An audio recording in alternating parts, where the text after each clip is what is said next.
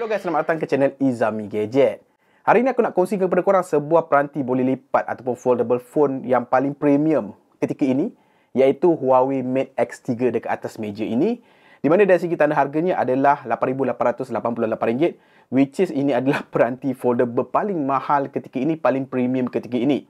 Tetapi mengenangkan ia adalah sebuah peranti Huawei, so kita boleh katakan dia akan well justified dengan all the bringings ataupun dia punya penawaran dia lah. Alright, jadi sebelum kita unboxing, aku kongsikan pengalaman aku menggunakan peranti ni. Sebab apa aku dah gunakan peranti ni daripada dekat Shenzhen, yang tip Huawei tu sampailah sekarang.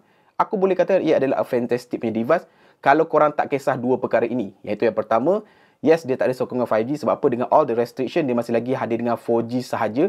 Tetapi aku boleh katakan mengenangkan dengan all the drama telco dengan kerajaan dekat Malaysia tentang 5G ni, dengan speed 5G ketika ini, dengan harga 5G ketika ini, bagi aku, setakat aku guna sampai sekarang, aku tak ada masalah dengan 4G punya capacity yang hadir pada peranti ini ataupun pada telco aku lah.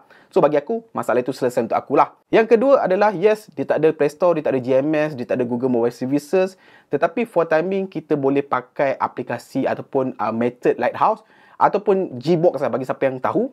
Both of those method dah menyelesaikan kebanyakan kepengguna lah. Selain daripada aplikasi-aplikasi lain, contohnya macam banking apps yang hadir secara native dekat apps gallery secara default.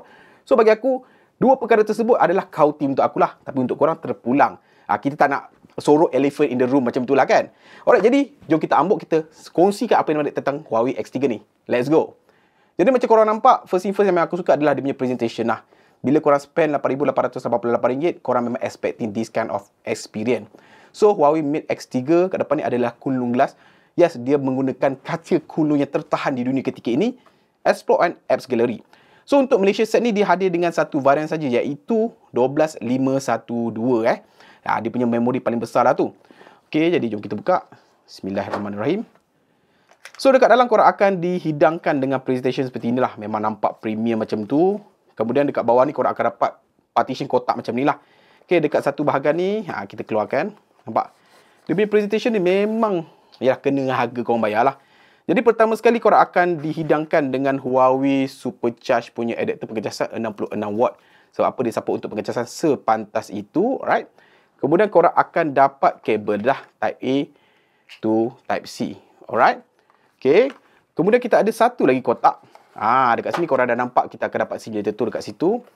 So dekat dalam ni korang akan dihidangkan pula dengan, sepatutnya kalau retail box korang akan dapat ada dia punya menu book yang kita takkan baca tu, dan juga casing secara percuma guys. Lengkap lah, apa lagi nak? Dan kadang aku tak semua ada, casing pun ada. Jadi jom kita kemas. So guys, jom kita ke main event. Kita keluarkan dia daripada paper wrap dia ni. Right, phone pun memang dah boot up lah, sebab apa, memang aku pakai phone ni tau. So guys, inilah dia Huawei Mate X3 dengan warna hitam ataupun dark grey macam itu. Bagi siapa yang mungkin nakkan warna lain, jangan risau, dia ada lagi satu punya offering, iaitu warna hijau ni. Yang warna hijau ni beza dengan ini. Yang warna hijau ni dia punya finishing ala-ala leather finish macam tu. Ada texture, lebih rasa kulit macam tu. Bagi siapa yang nakkan perasaan premium macam tu, boleh. Ini adalah pilihannya. Tapi macam aku lebih suka rasa ataupun this look, sebab apa, dia nampak lebih professional, lebih stealth macam tu lah.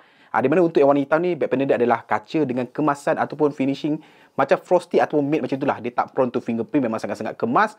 Dekat bawah ni terdapatnya brand Huawei dengan kamera punya modul yang bulat, tetapi dia ada macam kecurunan menaik macam tu. Ada design dia dekat situ lah, dan dia ada brush finish kat sini sikit. Ada kamera dia dekat situ, korang nampak periscope pun ada. Ada flash, ada X-Mesh punya branding kat situ. So ini adalah cover display, ini adalah back panel dia. Memang sangat-sangat premium lah rupa dia lah kan. Tapi apa yang lebih premium adalah how thin Huawei Mate X3 ni. Kamera pun susah nak capture dia punya kenipisan dia, dan tegak pula tu.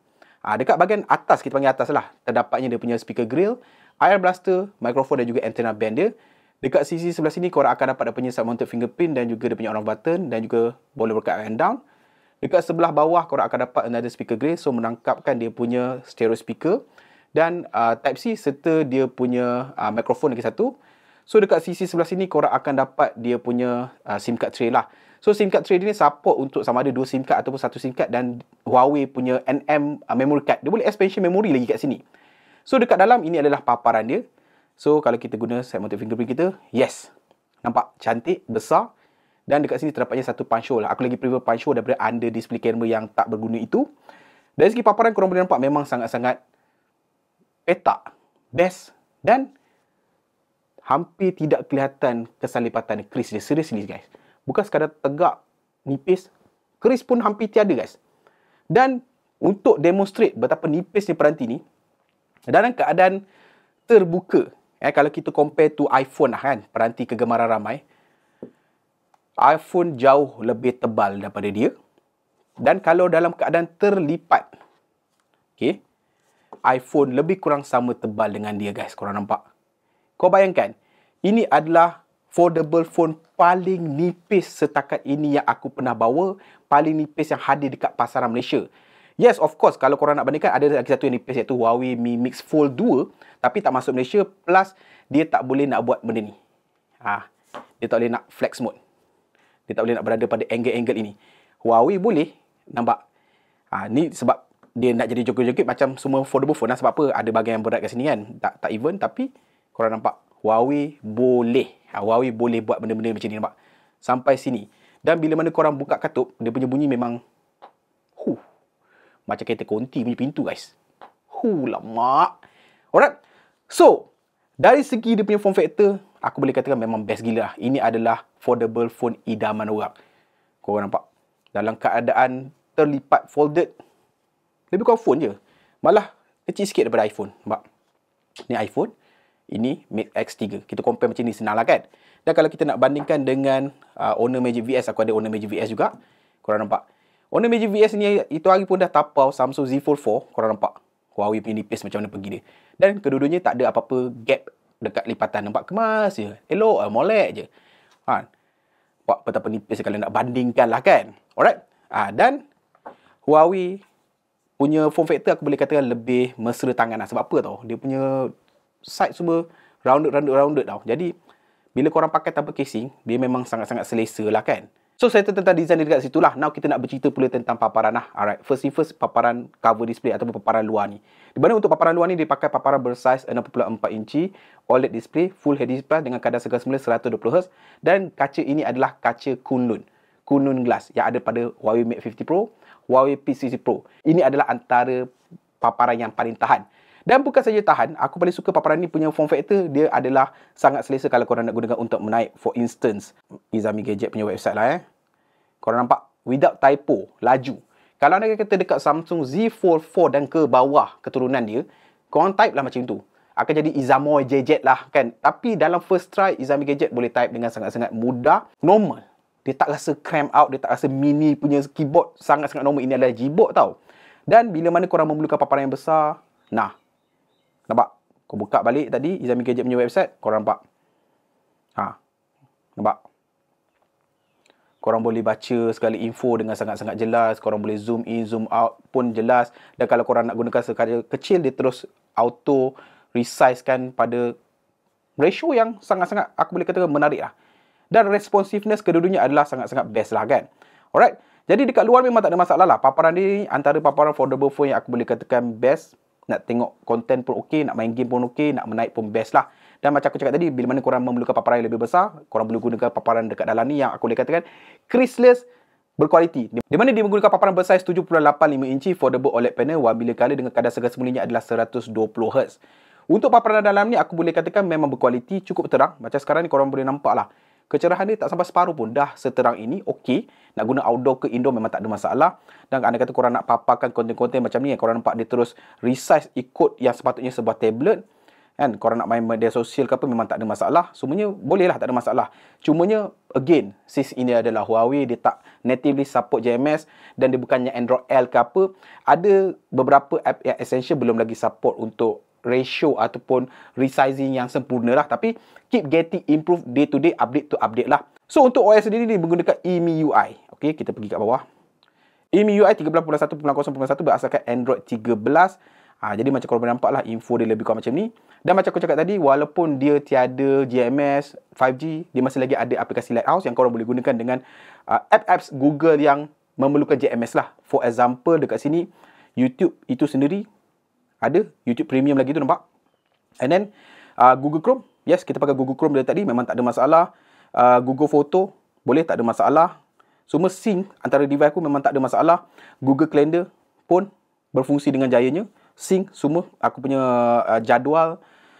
Google Drive pun sama, berfungsi.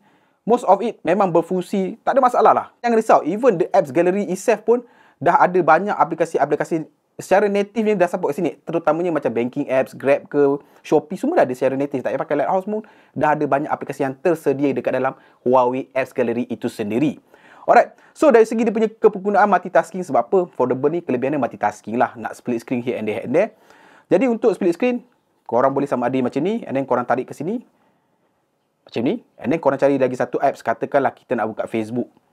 Then boleh.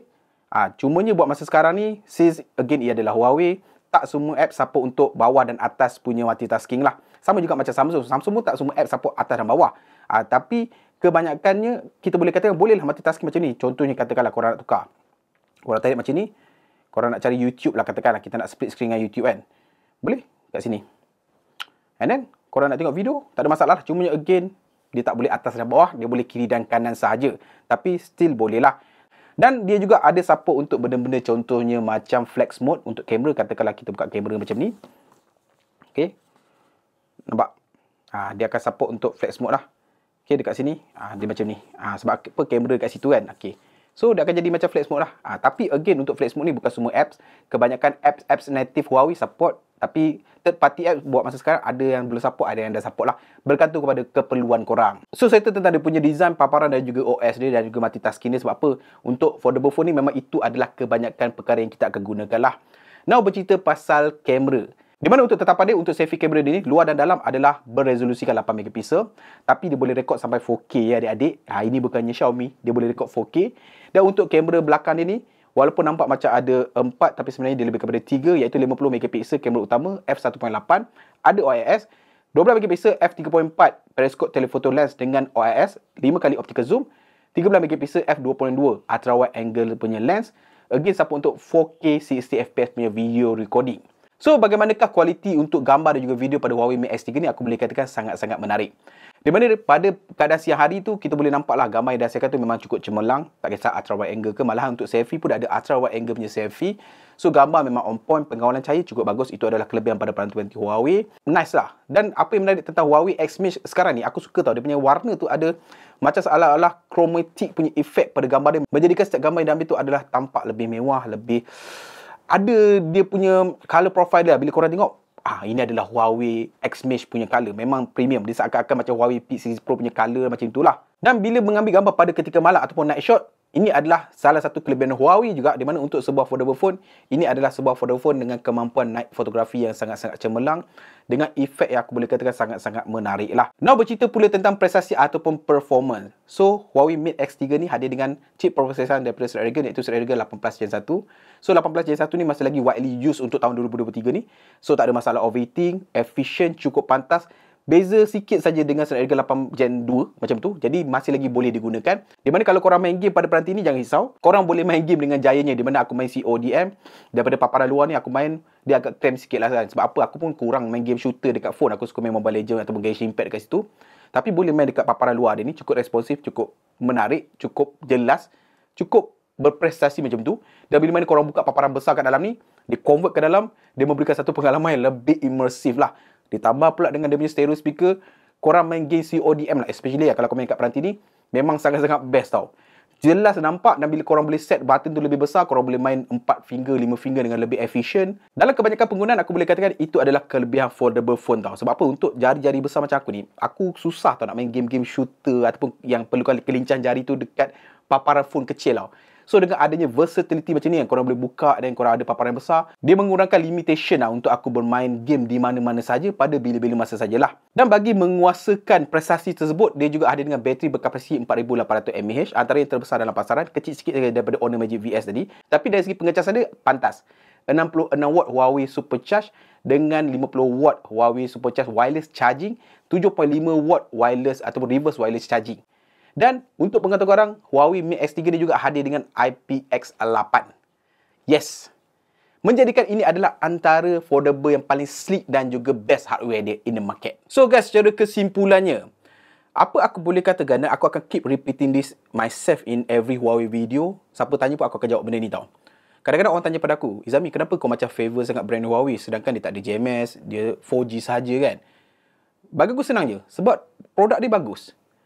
Dia tak ada perkara tersebut sebab dia sekat orang, dikacau orang, dihalang. Kalau dia tidak dilakukan sedemikian, the hardware itself combine tanpa halangan tersebut, it will be a great ever product. Macam dulu. Siapa yang guna Huawei tahu Huawei punya kualiti macam mana tahu. Aku originally ada pengguna Huawei daripada P series yang original, Mate series yang original. Sampailah Huawei disekat tu, aku masih lagi guna Huawei tau. Dan kalau Huawei tidak disekat, korang boleh Google benda ni. Informasi ni ada dekat dalam internet tau. Bukan dibuat-buat. Sebelum Huawei disekat US, Huawei akan duduk dari segi market capitalization tu tak nombor 1, nombor 2. Kau tahu pesaing dia siapa? Apple. Apple Huawei, Apple Huawei. Tapi bila mana Huawei disekat, dia jatuh. Yang naik Samsung dengan Apple. Samsung pula dah bagi naik. Dah kan macam tu je setiap tahun benda yang sama. Masalah overheating, masalah display, software yang berat. Kan? Baru-baru ni nampak macam ada buah sikit. Tapi kau nampak fold dia. Fold dia dah masuk generasi keempat. Flip dia dah generasi ketiga ke keempat macam tu. Masih lagi dengan isu-isu yang sedemikian. Ada gap, skrin kecil, bateri cepat habis, panas dan lain-lain tau. Tapi korang nampak Huawei. Walaupun ditekan, dipijak, dihenyak, dia masih lagi datang dengan impresif punya hardware tau. Kau bayangkan, kalau tidak dikacau, ada 5G, ada GMS, ini adalah foldable idaman kita masa kini lah.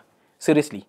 Perfect foldable hardware setakat inilah. Cumanya Huawei Malaysia, aku minta tolong lah untuk akan datang lah. Harga untuk Malaysia tu adjust sikit boh. Kan? Kadang-kadang seram tengok harga tu. 888. Lawa nombor tu, 888. Tapi, berdenyut kepala bila tengok kan. Jadi, bila jadi macam tu, orang henyak aku pun tak boleh nak cakap apa. Yelah harga dia. Yelah. Alright. Tapi selain daripada itu, ini adalah a piece of art, a piece of hardware yang patut kita hargai, appreciate. Alright. So guys, sampai sini je video kali ni. Kalau anda kata korang suka video-video macam ni, korang boleh klik butang subscribe kat bawah, butang like kat sebelah dia. Dan sampai bertemu lagi di video akan datang. Macam biasa, Assalamualaikum. Ciao.